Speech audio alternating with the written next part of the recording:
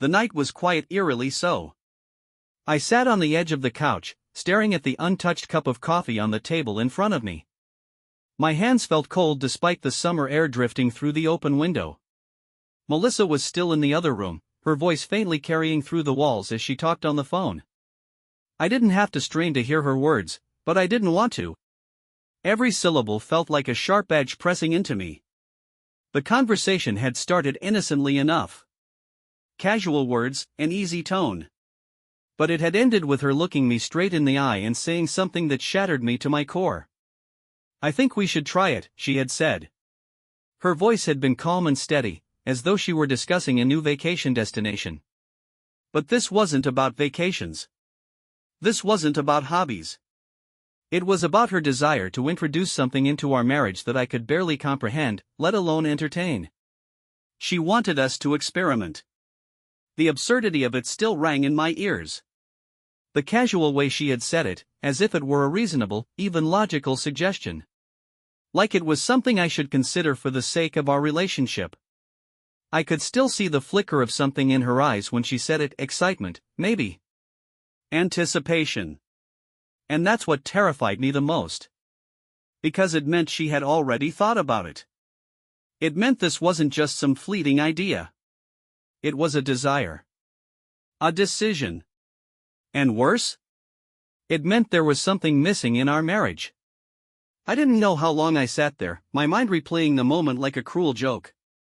But eventually, my phone buzzed beside me, shaking me from my trance. It was a message from my brother, Lucas. "You coming by tonight?"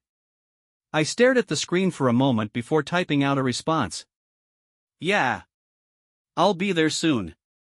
If there was one person I could talk to, it was Lucas. He'd always been there for me. Always had my back. And right now, I needed him more than ever. Lucas lived just outside the city, in a house that had once belonged to our parents before he bought it off them. It was familiar, a place full of childhood memories, and tonight, I needed that comfort. By the time I arrived, the sun had dipped below the horizon, and the warm glow of porch lights illuminated the driveway. I sat in my car for a moment, gripping the steering wheel, trying to gather my thoughts. How was I even supposed to bring this up? Lucas opened the door before I could knock, a beer already in hand, a knowing smirk on his face. "Took you long enough," he said. "Thought you bailed." I forced a chuckle and stepped inside. The house smelled like grilled steak and whatever cologne Lucas always wore. He was the kind of guy who made everything look effortless, his job, his marriage, his entire life. "You all right?" he asked as I settled onto the couch.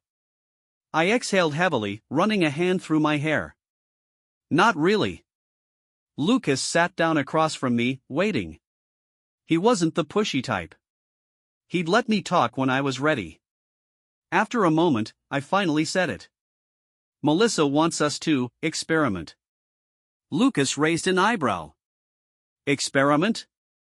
"She thinks seeing other people will bring us closer." I hated how pathetic my voice sounded, how small I felt saying it out loud. There was a pause. Lucas studied me for a moment before he leaned back, taking a slow sip of his beer. "Well," he said finally, "that's one hell of a conversation to have over dinner." I let out a dry laugh, but there was no humor in it. "She says it's about growth. About exploring together." The words tasted bitter. "But I don't see how this does anything but destroy what we have." Lucas nodded slowly, swirling the bottle in his hand. "And what did you say?" I told her no. That it's not us. He tilted his head. "And?" I clenched my jaw. She didn't let it go. Lucas didn't respond right away. Instead, he stood up and walked over to the mini fridge in the corner, pulling out another beer and handing it to me. "You want my advice?" he asked. I nodded. "Don't do it." I looked at him, waiting for him to explain. "Marriage isn't some science experiment," he said. "You don't fix cracks by taking a sledgehammer to the foundation." I sighed, running a hand down my face. "I know. But I can feel her slipping away, man. And if I don't at least try to understand where she's coming from, I'm afraid I'll lose her completely." Lucas leaned forward, resting his elbows on his knees. And what if you do this and still lose her? What then? I didn't have an answer for that. For the first time since I arrived, Lucas hesitated. His fingers tapped against the beer bottle, a thoughtful look crossing his face. I'm gonna ask you something, he said carefully. And I need you to be honest. Okay. Is there someone else? The question hit me like a punch to the gut. No, I said immediately. Melissa wouldn't. But the words felt wrong the second they left my mouth. Because deep down, I wasn't sure anymore. I barely slept that night. Even after I got home, after I lay next to Melissa in bed, staring at the ceiling, my mind wouldn't shut off. Lucas's question echoed in my head. Is there someone else? I wanted to believe the answer was no. I wanted to believe that Melissa's suggestion was purely about us, about our marriage. But doubt had already started to creep in, slithering into every quiet moment. And then, the next day, I found the proof. It was a small thing at first. A gut feeling. Melissa had been acting normal, too normal. As if nothing had changed. As if she hadn't suggested turning our marriage into an open-ended experiment just 2 nights ago. So I did something I never thought I'd do. I checked her phone. It was sitting on the kitchen counter while she was in the shower. The screen lit up with a notification, just for a second, before fading back to black. A message. From Lucas. I felt the ground shift beneath me. My stomach twisted as I picked up the phone, my fingers hovering over the screen. A part of me screamed to put it down, to walk away, to not do this. But I had to know. I swiped the screen open. The message itself was short. Lucas, tonight. Same time? That was all it said. My pulse thundered in my ears. My hands shook. I opened the chat thread, scrolling up. And that's when I saw them. The messages. The pictures. I couldn't breathe. I set the phone down carefully, as if touching it any longer would burn me. I took a step back. Then another. The kitchen felt smaller, like the walls were closing in. Melissa. My wife. And Lucas. My own brother. A sharp laugh bubbled up in my throat, but it came out strangled. I pressed a hand against the counter to steady myself, my legs suddenly weak. It's real. The late nights. The sudden interest in exploration. The way Lucas had looked at me last night, hesitating before asking if there was someone else. He knew I'd find out eventually. And yet, he had sat there, drinking a beer with me, pretending to be on my side. A slow, cold rage settled over me. I should have felt shattered. I should have felt broken. But I didn't. I felt something else entirely. A plan started to form in my mind. They thought they were in control. They thought I was just the fool, the naive husband who would either go along with it or walk away quietly. They were wrong. Very wrong. I spent the rest of the day in a fog. My body went through the motions, showering, getting dressed, sitting at my desk, but my mind was elsewhere. The messages, the pictures, the sheer betrayal burned behind my eyes like an afterimage I couldn't blink away. Melissa came into the kitchen a little while later, freshly showered, her damp hair pulled into a loose bun. She smiled at me like nothing had happened, like she hadn't just spent the past few months destroying everything we had built together. Morning, she said casually, pouring herself a cup of coffee. I forced myself to smile back. Morning. She didn't notice anything was wrong. Or maybe she thought I was too stupid to suspect her. Either way, I played along. I had always been an even-tempered man, never one for outbursts or dramatics. But this wasn't a situation that called for anger. Anger was reckless. Anger made you sloppy. No, this required patience. Precision. I needed to be careful. Because I wasn't just going to confront them. I was going to make them pay. That evening, Melissa told me she was going to meet a friend. I already knew where she was going. So I nodded, kissed her on the cheek, and told her to have a good time. Then, I waited. After she left, I grabbed my keys and followed. She wasn't even trying to be discreet. She drove straight to Lucas's house, pulling into his driveway like she belonged there. Like she hadn't married me. I parked down the street, just out of sight, and watched as she let herself in. No knocking. No hesitation.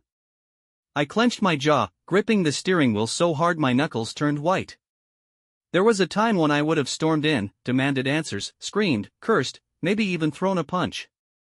But what would that accomplish? They'd cry, beg, twist the truth. It would turn into my problem. No. I needed something stronger than accusations. I needed undeniable proof. So I waited. An hour passed. Then another. Eventually, I saw movement through the living room window, Melissa stepping into view, wrapped in a blanket, laughing as Lucas whispered something in her ear. I lifted my phone and took the pictures. Then I started recording. I caught everything, the way they spoke, the way they touched. The way my wife, the woman who had promised to love me forever, curled up against my brother like he was the one she belonged to. It was all there, frozen in time, undeniable and permanent. And it was only the beginning. The next morning, I acted like nothing had changed. I made Melissa breakfast, kissed her forehead, and even made a joke about her friend from last night. She smiled, oblivious, and went on about how she and her friend had talked for hours. Lies. But I let her talk. Let her dig the hole deeper. And when she left for work, I started putting the rest of my plan into place. First, I sent the pictures and recordings to a secure folder on my laptop. I made multiple copies, one on a flash drive, one uploaded to cloud storage, another sent to a hidden email account. Just in case. Then, I called a lawyer. Not just any lawyer. One who specialized in high-stakes divorces. The kind of man who could turn a cheating spouse into a financial ruin. By the time I finished my consultation, I knew exactly how this was going to play out. Melissa wasn't just going to lose me. She was going to lose everything. I waited a few days before setting the final part of my plan in motion. Melissa and Lucas thought they were being clever. Thought they were in control. So I gave them an opportunity. A few nights later, I casually mentioned that I was going to visit my parents for the weekend. Melissa barely reacted, just nodded and said, "That'll be nice." She didn't ask if I wanted her to come. She didn't ask if I would miss her. Because she was already making plans to spend the weekend with Lucas. And I was counting on that. That Friday, I packed a bag, kissed her goodbye, and pretended to leave.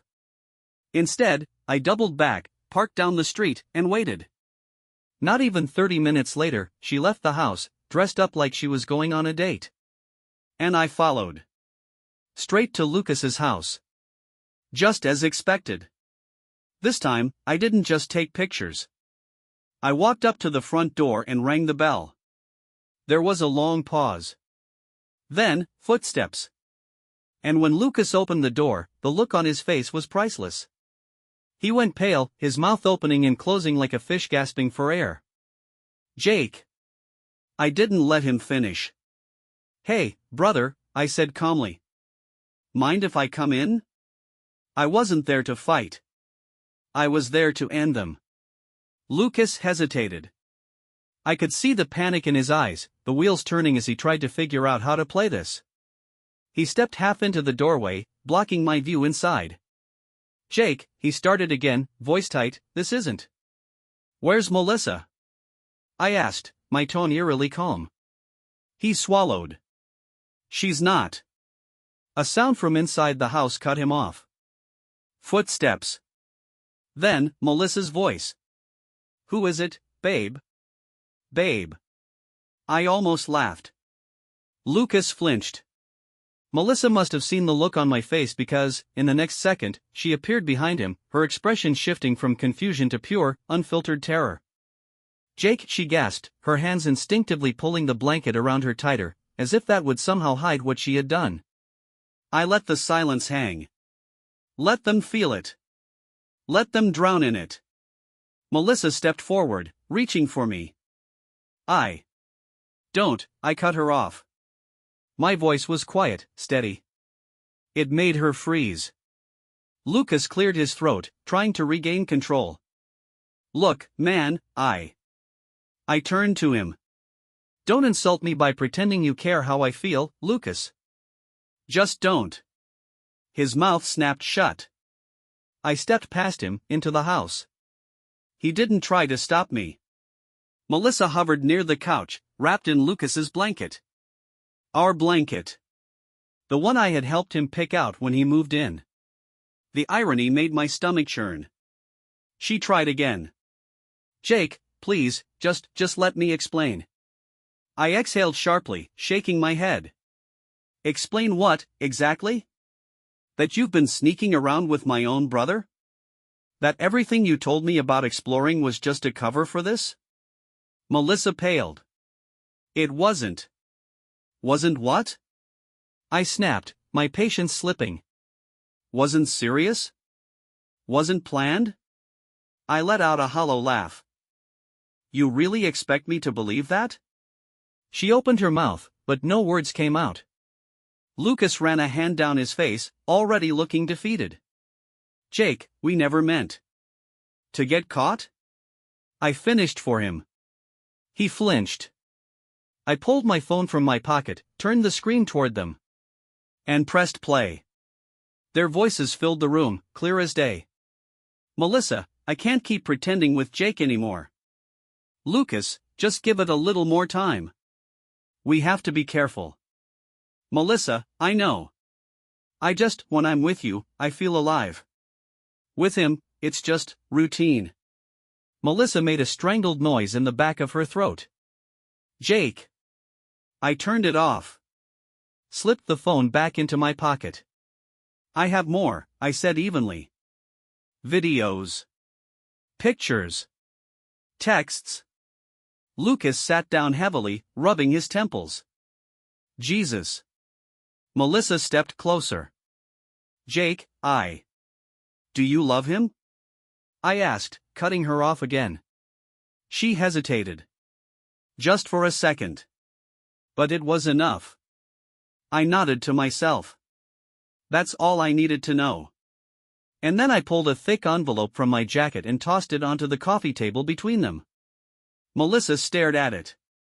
Then back at me. What is this? She asked, voice barely above a whisper. I smiled. A slow, deliberate smile. Divorce papers. Lucas muttered a curse under his breath. Melissa went still. Jake, no. It's already in motion, I continued, ignoring her. Filed. Prepared. I have everything I need. Including full documentation of your affair, which makes this incredibly easy for me in court. She looked like she might be sick. I leaned in just slightly. You don't get a dime, Melissa. Not a single cent of what we built together. I made sure of that. Her lips parted. But I wasn't done. I turned to Lucas. And you. He swallowed hard. Jake, listen, You think you got away with it? I asked. You think you get to betray me and just walk away? He shifted uncomfortably. You have a business, don't you? I asked, tilting my head. His jaw tightened. Yeah. A reputation to uphold? His hands curled into fists. Jake. Funny thing about reputations, I continued. They're fragile. I pulled out my phone again. See, I've got more than just proof of your little affair. I've got, let's just say, financial irregularities.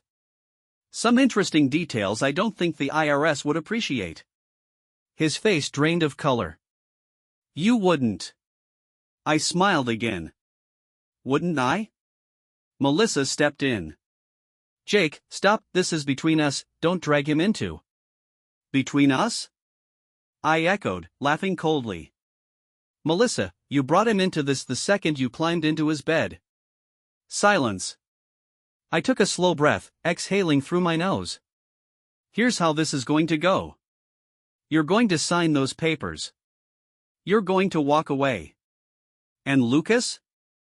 I turned to him. You're going to stay the hell out of my life. If either of you try anything, those files go public. Understood? Lucas looked furious. But he wasn't stupid. He knew I had him. Melissa's lower lip trembled. Jake, I don't care, I said simply. She flinched. I turned on my heel, heading for the door. Then I paused, glancing over my shoulder one last time. You two deserve each other, I said, voice like steel. And then I walked out. I walked out of Lucas's house and into the night, but the weight in my chest didn't leave. Not yet. It wasn't just the betrayal. It wasn't just the lies. It was the fact that I had shared my entire life with someone who had been slowly, quietly erasing me from hers. The divorce was already in motion.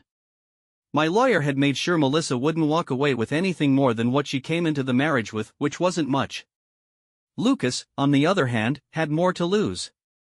His business, his reputation, his entire carefully curated life. And I had the power to ruin all of it. But something told me he wasn't going to go down without a fight. The next few days passed in a blur. Melissa tried calling me. I didn't answer. She sent texts, long, desperate paragraphs begging me to talk, to work through this, to at least hear her out. I didn't reply. I blocked her instead.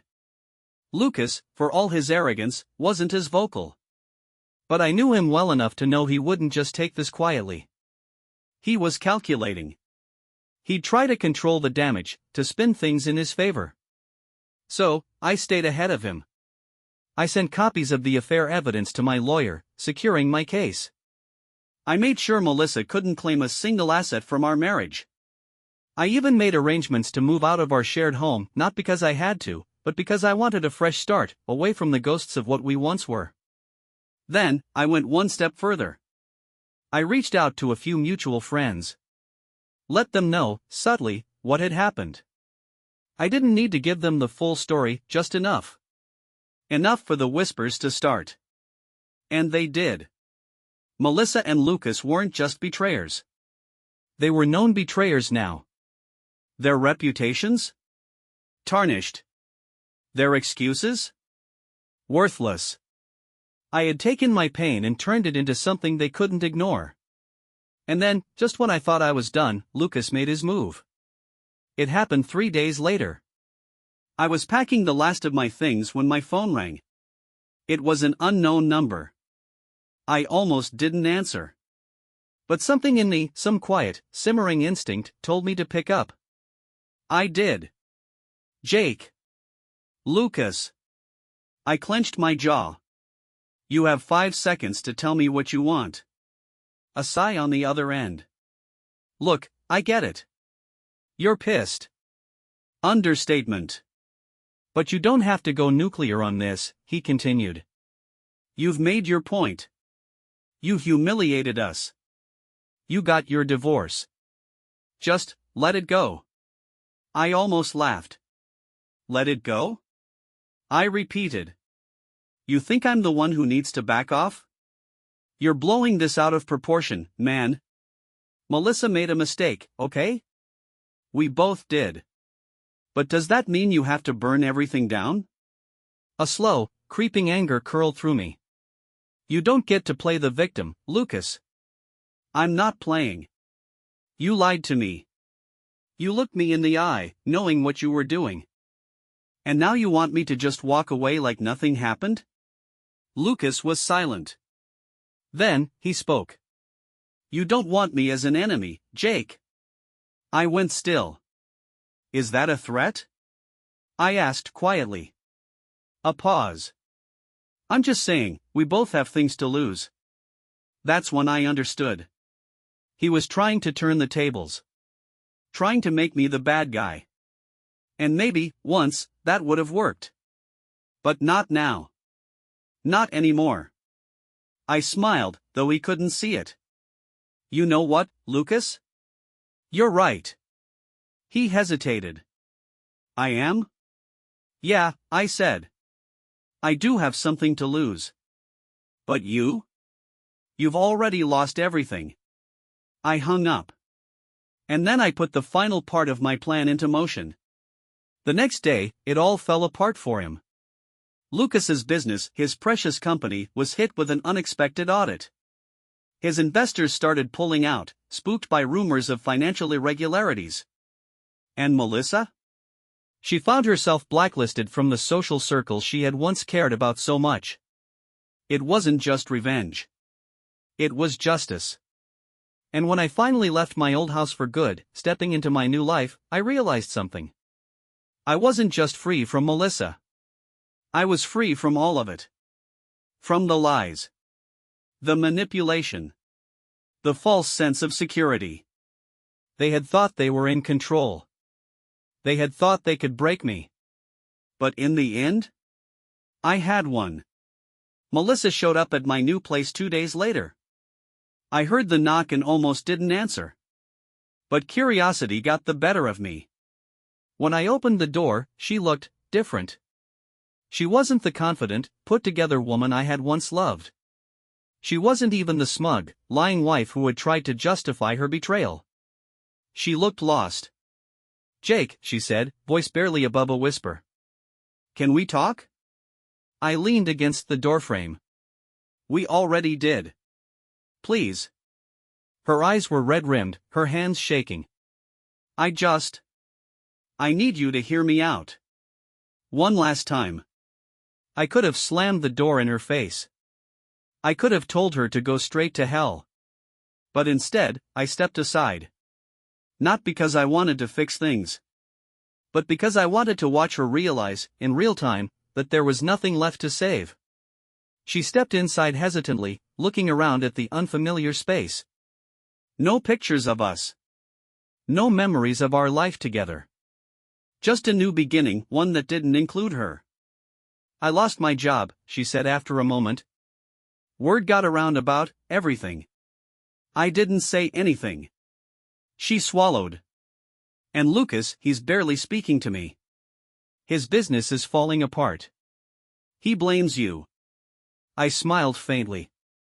"Good." Melissa flinched. "Jake, I never meant to." "Don't," I cut in. "Don't sit here and tell me you never meant for this to happen. You made a choice. 100 choices. And now you're dealing with the consequences." Tears welled in her eyes. "I miss you." For the first time in a long time, I felt nothing for her. No sadness. No longing. No anger. Just indifference. I leaned forward slightly. "I don't miss you." Her breath hitched. "You thought you could play with fire and not get burned," I continued. "But you lost, Melissa. You lost everything. And the worst part? You did it to yourself." She opened her mouth, then closed it. There was nothing left to say. Finally, she turned toward the door, shoulders slumped in defeat. But before she left, she whispered, "I loved you, Jake." I really did. I watched her go, and for the first time in weeks, I felt free. Melissa was gone. Lucas was ruined. And me? I was finally moving forward. For the first time in years, I wasn't weighed down by doubt or betrayal. I wasn't clinging to something broken, hoping it could be fixed. I was done. I changed my number. Blocked them both. Deleted every reminder of our past. And when I walked into my new life, free, whole, and finally at peace, I didn't look back. Months passed. Seasons changed. And I rebuilt my life from the ground up. At first, it wasn't easy. The nights were the worst, lying in bed, staring at the ceiling, my mind replaying everything that had happened. The betrayal. The anger. The moment I walked away for good. Some nights, I dreamed about them, and I'd wake up feeling like the weight of it all had settled on my chest again. But each time, I reminded myself that life is over. And then, piece by piece, I started living again. I moved into a new apartment across town, a place that felt mine in a way my old home never had. No memories of Melissa lingered in the walls. No ghosts of the life I thought I had. It was a fresh start. I threw myself into work, taking on projects that challenged me, that forced me to focus on the present instead of the past. I spent more time with friends, reconnecting with the people I had unintentionally pushed away during my marriage. They had known, even before I had, that something was off. But they never said, "I told you so." Instead, they just welcomed me back like no time had passed. I started running again, something I hadn't done in years. At first, my legs felt heavy, my breath ragged. But every mile was a reminder that I was still moving forward, no matter how slow. Then, there were the small victories. The first time I went an entire day without thinking about them. The first time I saw Melissa's name pop up on my phone, one last, desperate attempt to reach out, and felt nothing as I deleted the message. The first time I laughed, really laughed, and realized that I was actually happy. Because I was. I didn't need revenge to heal. I didn't need Melissa to beg for forgiveness, or Lucas to suffer, or the world to know what they had done. I had already won. Because while they were drowning in the mess they had made, I was rising above it. Melissa lost everything in the divorce. The house. The security. The reputation she had built for herself. She bounced between jobs, her once carefully crafted life unraveling faster than she could hold it together. Lucas had it worse, his business crumbled under the weight of his own greed, his shady dealings exposed the second people started digging. He went from being the golden boy of our family to a cautionary tale. But none of it mattered to me anymore. One evening, I got home from work and found a letter in my mailbox. No return address, but I knew the handwriting immediately. Melissa. For a long time, I just stared at it. Then, finally, I opened it. It was pages long, spilling over with apologies, explanations, excuses. "Jake, I know I don't deserve your forgiveness, but I need you to know how sorry I am. I made the biggest mistake of my life, and every day, I wake up wishing I could take it back. You were the best thing that ever happened to me, and I threw it away for something that wasn't even real. Lucas and I, we're nothing now. Whatever I thought we had, it fell apart the second you walked away.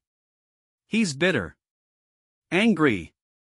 And I realize now, I never loved him. Not the way I loved you." I stopped reading after that. Because it didn't matter. I wasn't that man anymore. I wasn't the heartbroken husband desperate for answers. I wasn't the fool clinging to a love that never really existed. I was free. So, I folded the letter, set it on my kitchen counter. And then, without another thought, I threw it away. And when I did, I felt something inside me settle. Finality. Peace. I didn't need her to explain. I didn't need to know why she did it. Because I had already won. Not by destroying them. Not by getting even. But by letting go. That night, I sat on my balcony, watching the city lights flicker in the distance.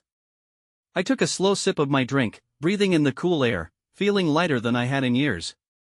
And for the first time in a long time, I smiled. Not because of revenge. Not because of bitterness. But because I was finally, truly happy. The end.